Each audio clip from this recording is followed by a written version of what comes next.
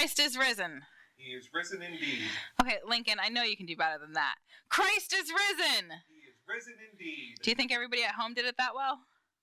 I don't know, maybe one more time. One more time. Christ is risen. He is risen indeed. Hallelujah. Hallelujah. We can say that again because Lent is kind of over now. Yes. Well, official Lent is over. Right. The self-imposed Lent, I think, seems to continue. And will continue for quite some time. It does seem that way. I'm hearing like June. Maybe. Who knows? By the way, I'm Janice. I'm Lincoln. And here we are again. Absolutely. Woohoo! Just for you. Just for you. And you, and you, and hopefully you. Yeah, we make this up as we go. I'm kidding. We don't. We do. We don't. Do we? I'll never tell. We have a plan. So it's Easter. Is it? I think so. Think so. It is not like any... It does not feel like any Easter I've ever Eastered. No, it really doesn't. I don't see any pretty Easter bonnets. I was really hoping you were going to wear a pretty Easter bonnet today, Lincoln. It was in the wash. How do you wash a bonnet? Very carefully. Okay, fair enough. That's why it's still there. Gotcha. Yeah, there's no corsages. Remember when people used to wear like corsages on Easter? Or was that just a my family kind of thing? That might have been your family kind of thing. Yeah. Okay. Well. Anyway, there's none of that.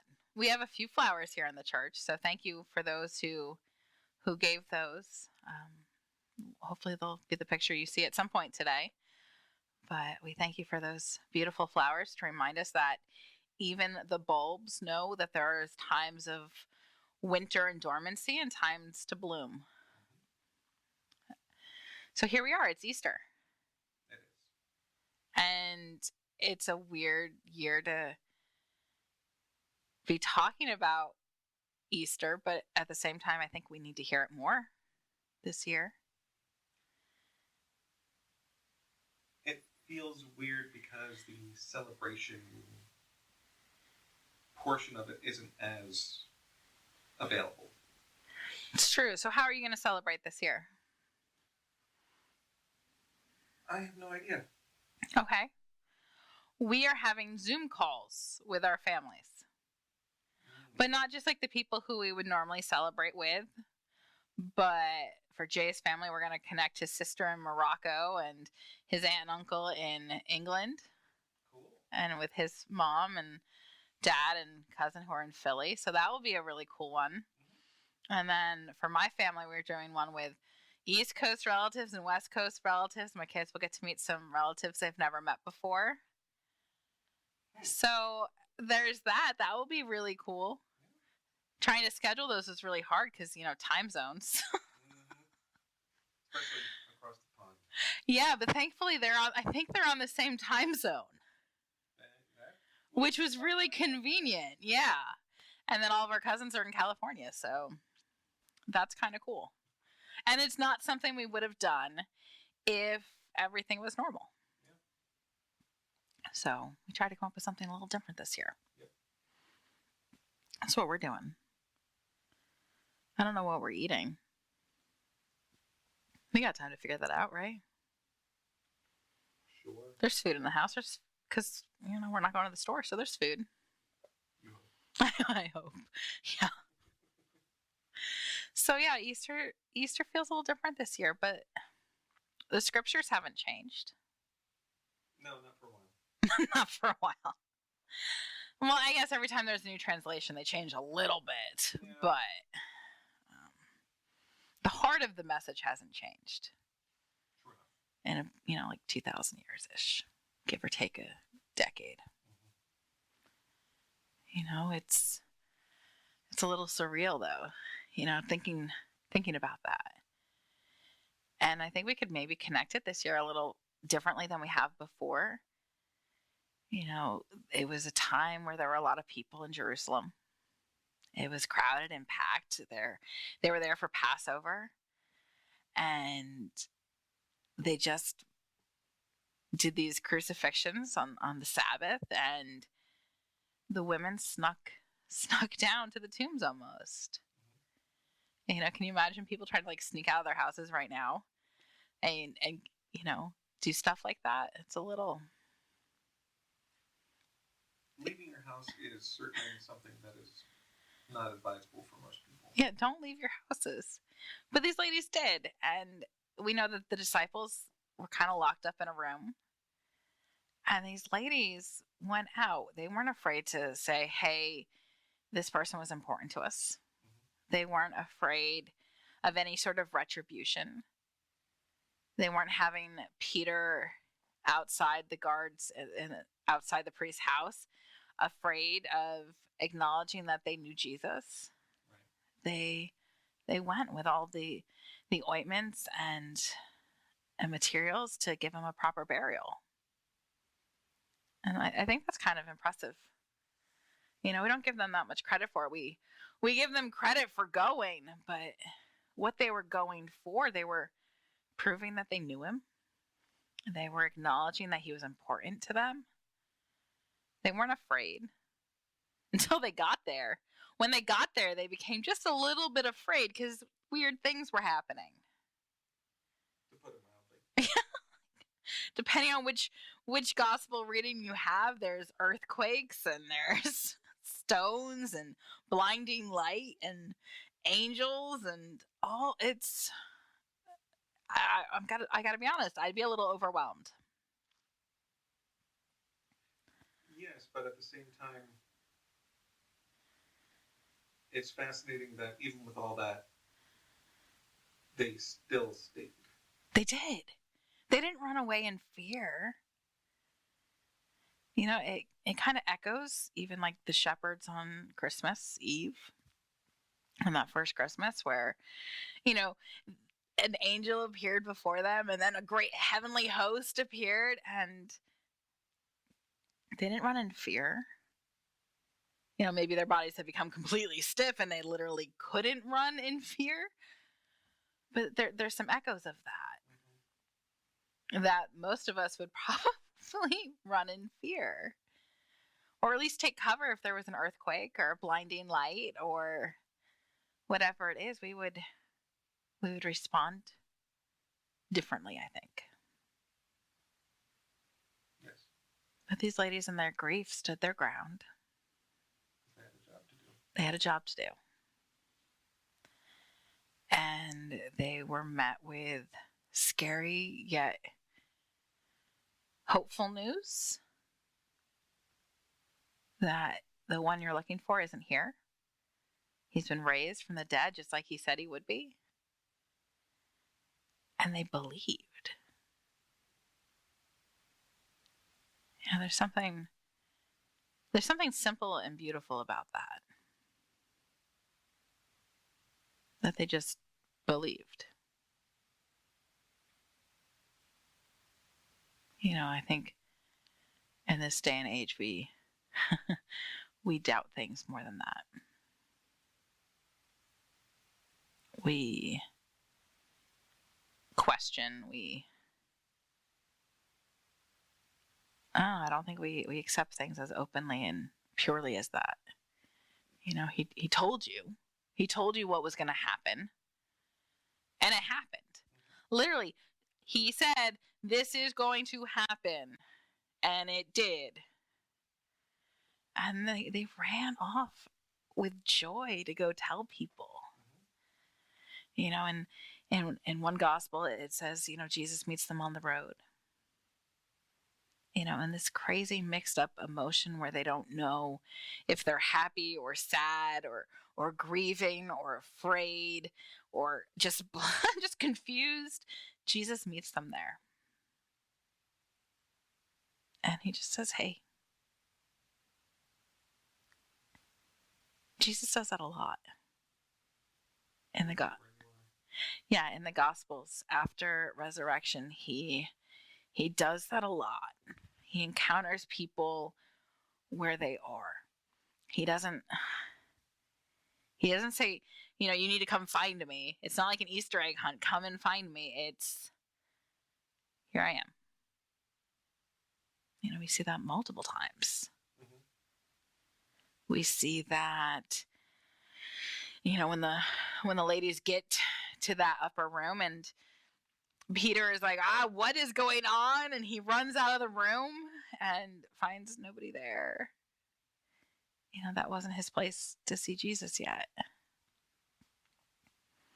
But Jesus came, entered a room with closed, locked doors, entered it, and simply said, "Peace be with you." And that's what they needed to hear at that moment.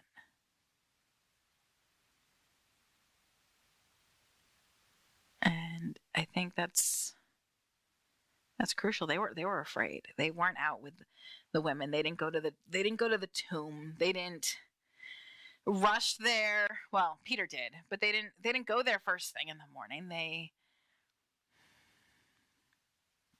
probably didn't know what to think, and they were probably in a room huddled in there trying to figure out what to do and what was going on and where was Jesus, where was his body, why would anybody do this? And Jesus simply enters the room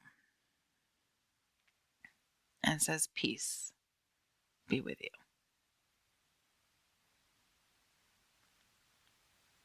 Those are the beautiful moments. I think of times where there is chaos and crisis and fear, and where something enters the space and just a peace comes over. Those are pretty incredible experiences, and there are moments like that we need right now in this world, where we leave that space open. There are a lot of us who are staying sequestered in the upper room. Absolutely. And maybe fearful, maybe confused about what is happening. Yeah. There's probably some anger too, and resentment and bitterness and all of the whole range of human emotion right now. And Jesus simply meets us in those spaces and offers us peace. A peace and a forgiveness for everything that we've put as a stumbling block to loving God with all that we are. So if you're in one of those upper rooms right now and you're afraid and you're worried, let Christ in. Light a candle. Let that light shine. Help to see where the darkness is being pushed out by that simple show of hope. Remembering those candles we light on Christmas Eve and how they represent within each one of us the light of Christ. We can be those voices of hope and peace in this trying time. But Jesus met more people where they were at. Poor Thomas. Yeah. Thomas missed out.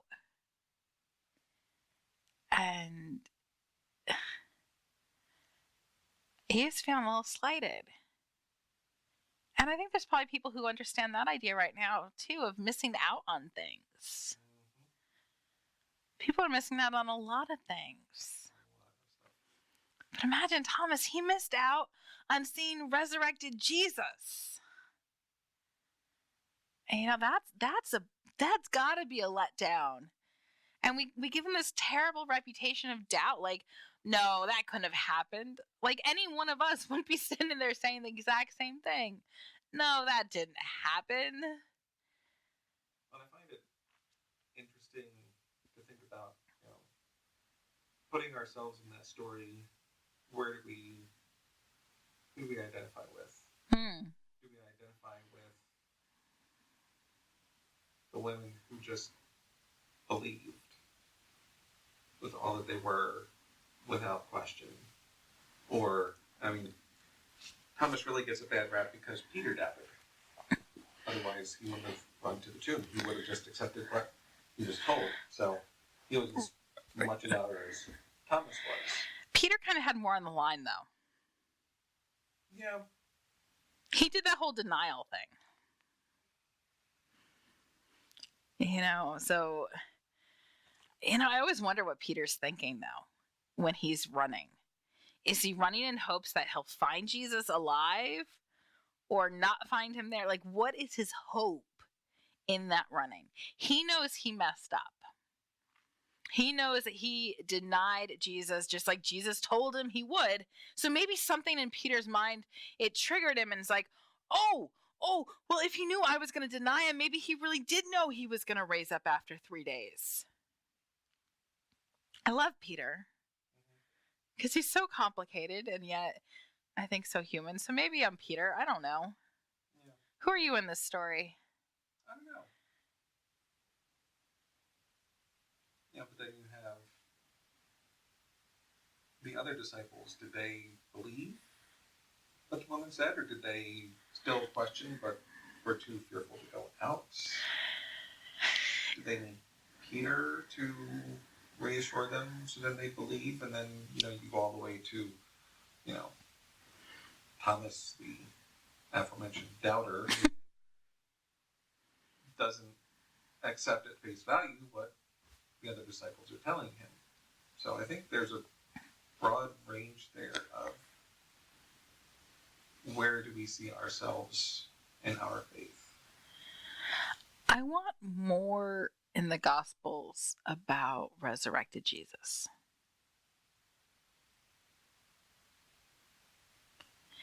We get so little. Like, he was there for a while, but we get so little of it. So little of the conversations that happened. So little of, what the other disciples went through or what they experienced. We get a lot of Peter. We do. Peter has a few moments of one-on-one time with Jesus. And we'll probably talk about those in the coming weeks too, but I wonder what the other disciples were doing. Were they just hanging back waiting to see? Is it kind of like you go ahead, Peter. You go see what's going on. We'll wait. We'll just wait here. And, did they relock the door? At that point, probably.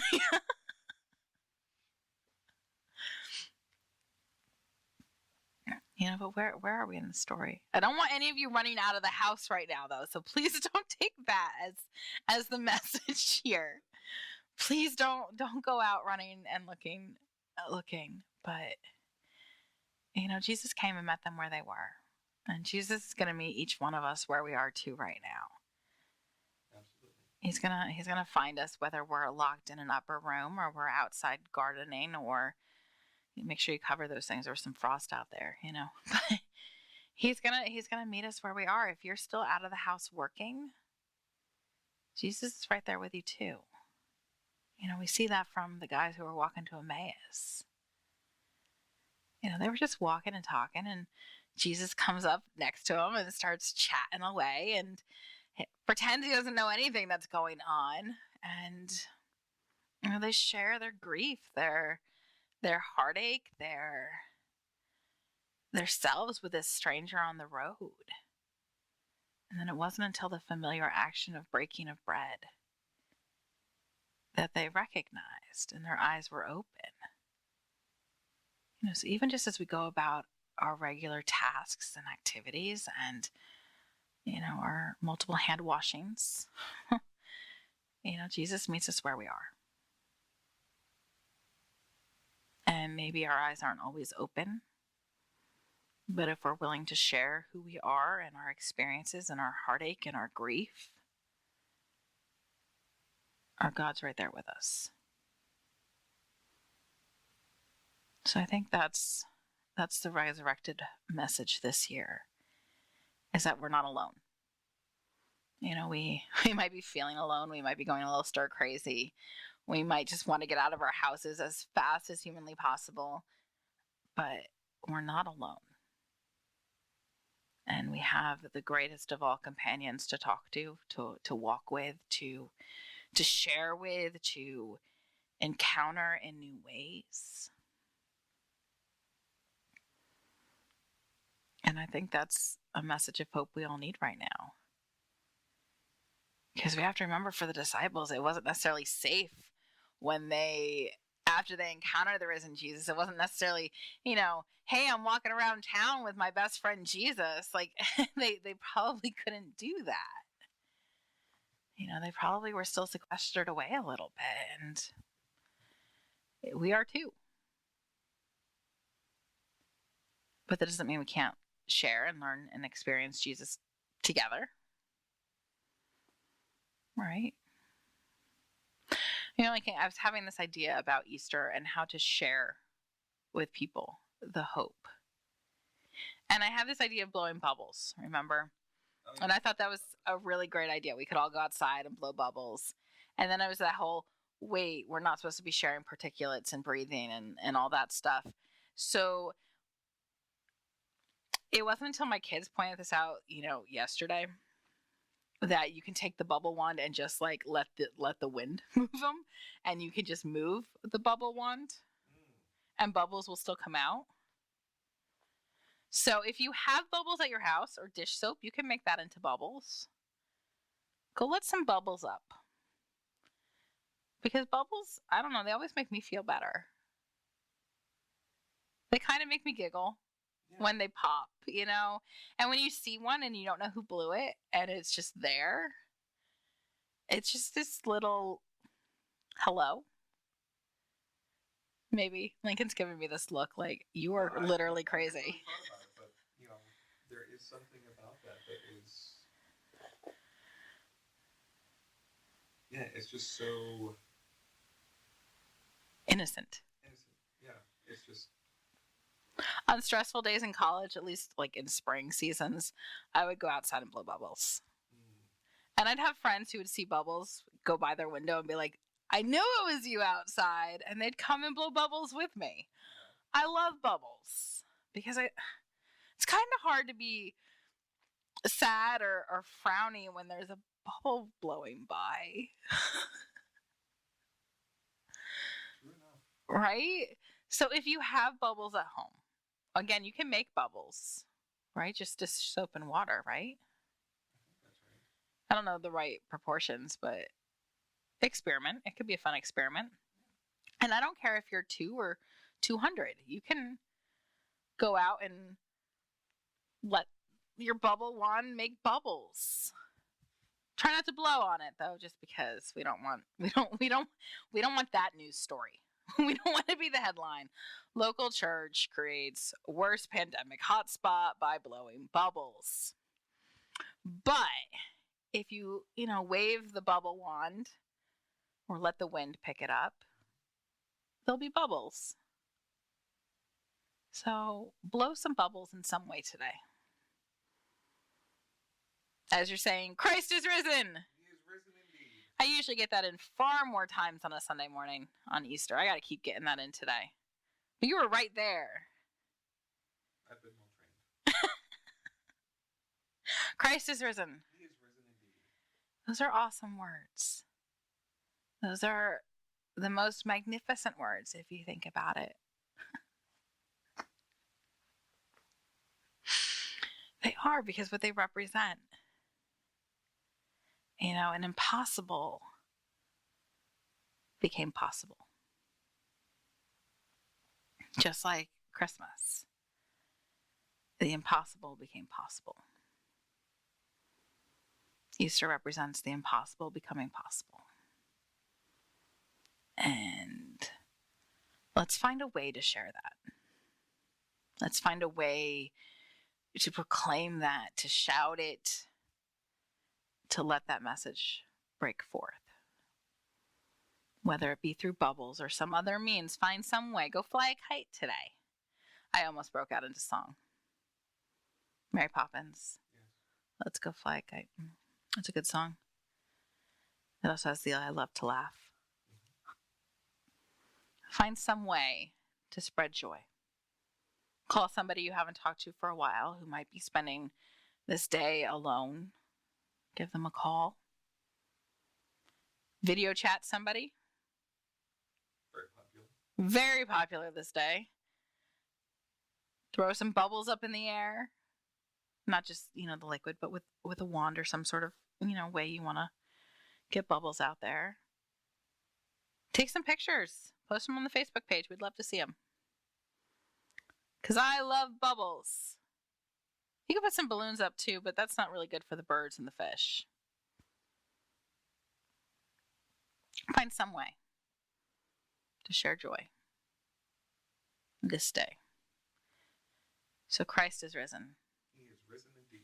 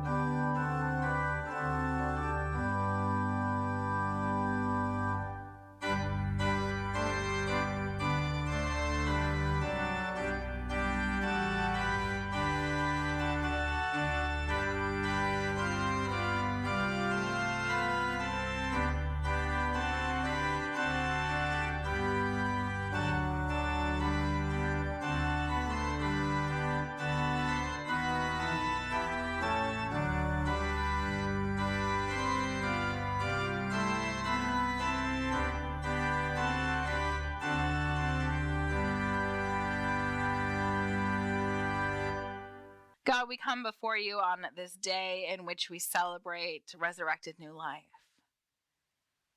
where we recognize the transformation that you call us all to be new creations, focused and rooted in your love.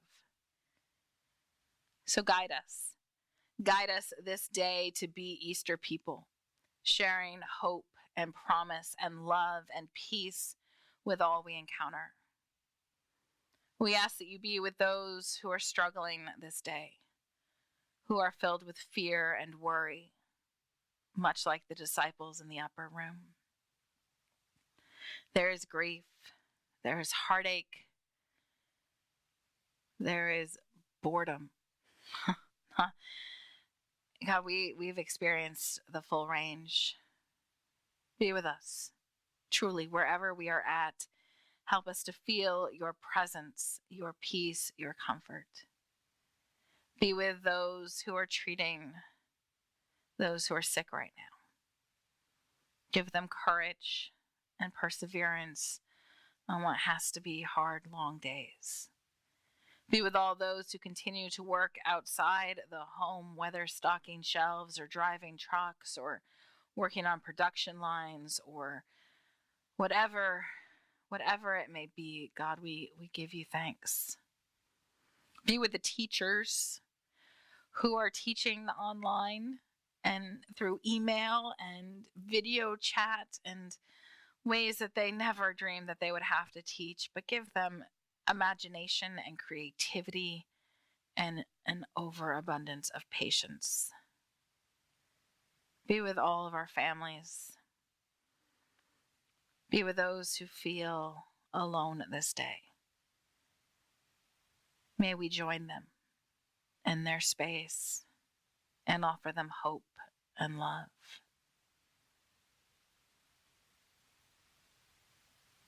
Help us to live out our call to love and serve you and one another.